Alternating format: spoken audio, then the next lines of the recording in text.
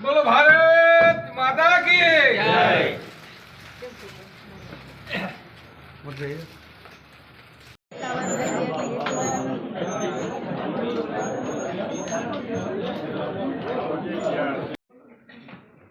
नमस्कार।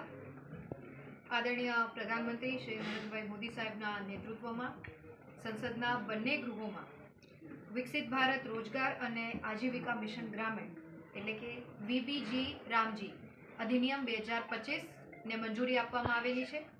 સમગ્ર દેશના ગ્રામીણ વિસ્તારોના વિકાસની દ્રષ્ટિએ આ એક ખૂબ અગત્યનું ક્રાંતિકારી અધિનિયમ છે, જે વિકસિત ભારતના નિર્માણમાં આવનાર સમયમાં વિકસિત ગામડાની એક નવી રૂપરેખા રજૂ કરશે।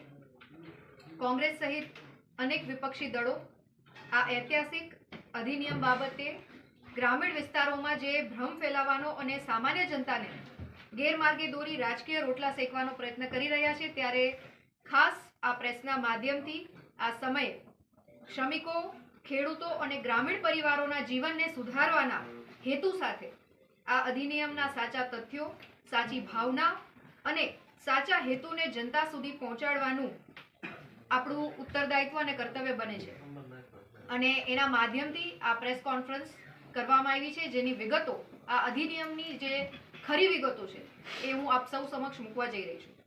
આદરણીય વડાપ્રધાન શ્રી નરેન્દ્રભાઈ મોદી સાહેબના નેતૃત્વમાં ગ્રામીણ જીવનમાં સમૃદ્ધિ તથા રોજગાર સુનિશ્ચિત કરવા માટે આ અધિનિયમમાં અનેક મહત્વપૂર્ણ જોગવાઈઓ કરવામાં આવેલી છે।